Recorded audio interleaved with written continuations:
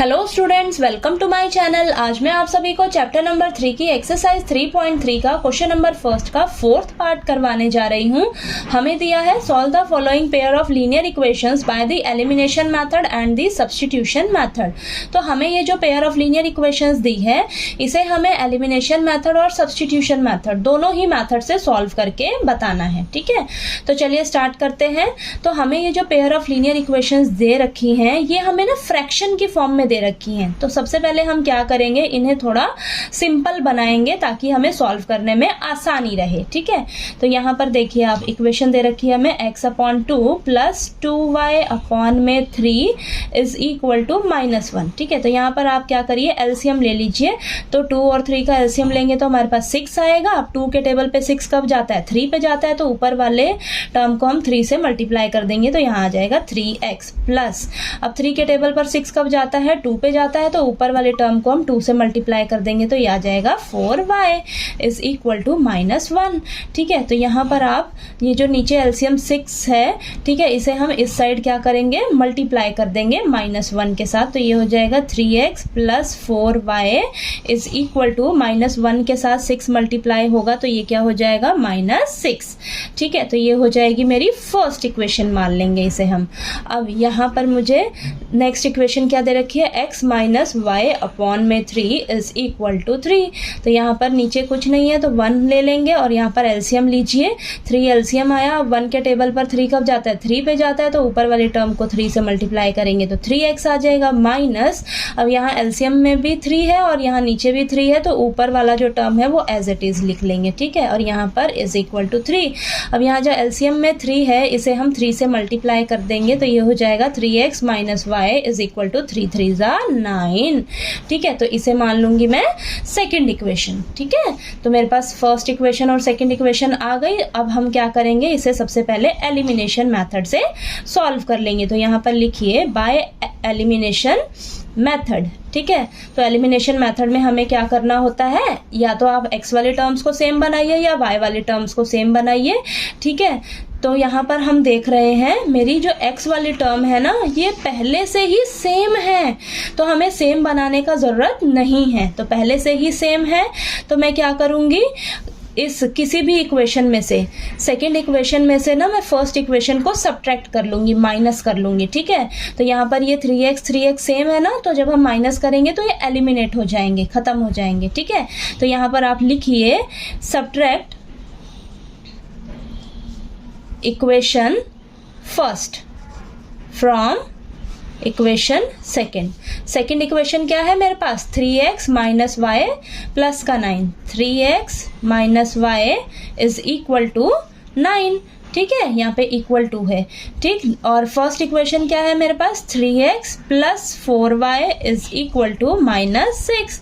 ठीक है, अब हम क्या करेंगे, सेकंड इक्वेशन में से फर्स्ट इक्वेशन को माइनस करना है ना, सब्ट्रैक्ट करना है, तो इसका साइन पहले क्या है, प्लस है, तो अब क्या हो जाएगा, माइनस का, प्लस है तो माइनस हो जाएगा, माइनस है तो प्लस हो जाएगा। ठीक है, जब सब्ट्रैक्ट करने जाते हैं तो हमारा ये जो साइन है ना सभी क्या हो जाएंगे, चेंज हो जाएंगे। ठीक है, अब यहाँ पर देखिए प्लस का 3x है, माइनस का 3x है, आपस में कैंसिल हो जाएगा।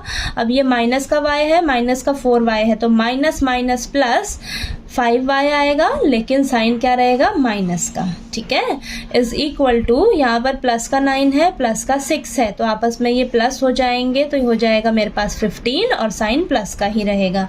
अब यहाँ पर देखिए y is equal to 15 minus 5 multiply में है तो इस साइड डिवाइड में आ जाएगा, ये आपस में कैंसिल होंगे 3 पर, और ये नीचे माइनस भी है आपके पास, तो y का वैल्यू क्या आ जाएगा, -3।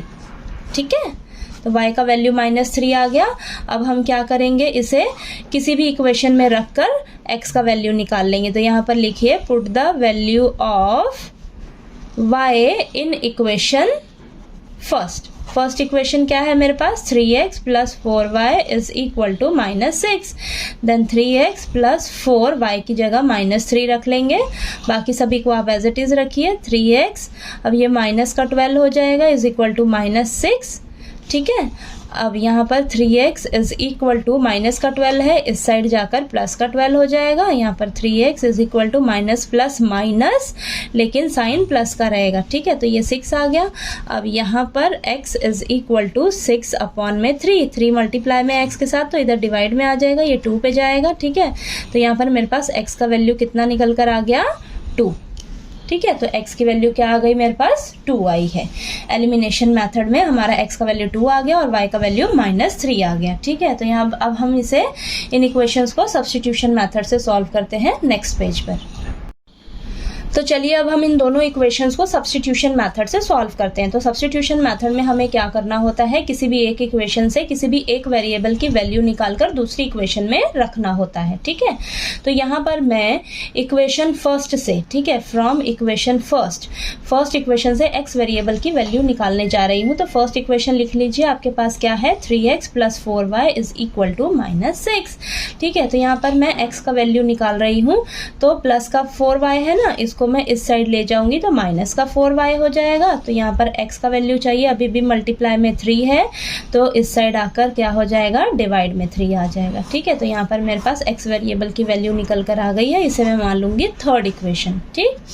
अब इसे क्या करेंगे, हम x का वैल्यू को सेकंड इक्वेशन में पुट कर लेंगे। तो यहाँ पर लिखिए, put the value of x in equation second, ठीक है। सेकेंड इक्वेशन क्या है मेरे पास, 3x - y is equal to 9, ठीक है। तो यहाँ पर x की जगह हम रख लेंगे -6 - 4y अपॉन में 3, और यहाँ पर बाकी सभी को एज इट इज रख लीजिए, ठीक है। अब यहाँ पर देखिए 3 डिवाइड में और यहाँ पर ऊपर 3 मल्टीप्लाई में आपस में कैंसिल हो जाएंगे। तो यहाँ पर मेरे पास क्या बचेगा, -6 - 4y माइनस का y इज इक्वल टू 9। अब y वाले टर्म्स इकट्ठी लिख लीजिए, यहाँ पर -4y - y, और ये जो कांस्टेंट नंबर है -6, इसको मैं इस साइड ले जाऊंगी तो प्लस का 6 हो जाएगा, ठीक है।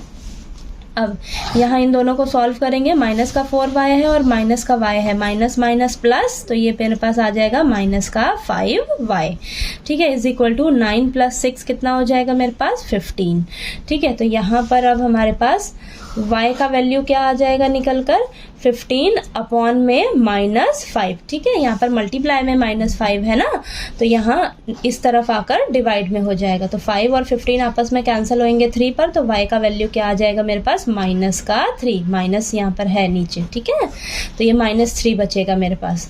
अब यहाँ पर y का वैल्यू हमने निकाल लिया, इसे हम किसी भी इक्वेशन में पुट करके x का वैल्यू निकाल लेंगे। तो put the value of y is equal to -3 in equation third equation क्या है मेरे पास, x is equal to -6 - 4y upon में 3। तो यहाँ पर x is equal to -6 - 4, y की जगह मैं -3 रख लूंगी और बाकी सभी को एज इट इज रख लेना है आपने, ठीक है। अब यहाँ पर x is equal to -6 minus multiply होके मेरे पास क्या आएगा, प्लस हो जाएगा, और 4 3 12 हो जाएगा, ठीक है। अब यहाँ पर अपॉन में 3, आपने साइन में कंफ्यूज नहीं होना है, ठीक है। अब यहाँ पर देखिए, अब x is equal to minus का 6 है, प्लस का 12 है, तो माइनस प्लस माइनस होएंगे, तो ये 6 आएगा, बड़ा नंबर कौन है, 12 है, तो उसका साइन प्लस का रहेगा, अपॉन में 3 और 6 आपस में कैंसिल होंगे 2 पे, तो यहाँ पर x का वैल्यू मेरे पास निकल कर आएगा 2, ठीक है। तो यहाँ पर x 2 आया मेरे पास, y कितना आ गया, -3। यही सेम आंसर आपके एलिमिनेशन मेथड से भी सॉल्व करने पर आ रहे हैं, ठीक है। तो आपका जो आंसर है वो किसी भी मेथड से आप सॉल्व करिए, वो सेम ही आते हैं, ठीक है। तो आपको क्वेश्चन नंबर फर्स्ट का 4th पार्ट जो है वो अच्छे से क्लियर हो गया होगा। अगर फिर भी कोई डाउट आए क्वेश्चन में तो प्लीज़ आप कमेंट करके पूछिए, और मैंने क्वेश्चन नंबर फर्स्ट के सभी पार्ट्स जो है फर्स्ट सेकंड थर्ड पिछली वीडियोस में भी करवाया हुआ है, तो आप वहां पर जाकर देख लेना, ठीक है। और मेरा वीडियो अच्छा लगे तो प्लीज़ लाइक कीजिए, शेयर कीजिए और ज़्यादा से ज़्यादा सब्सक्राइब कीजिए। Thank you so much.